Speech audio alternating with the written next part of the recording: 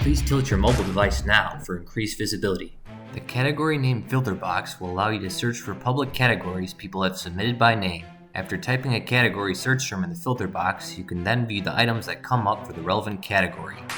Keep in mind that a minimum of 3 characters is needed before the search process will begin.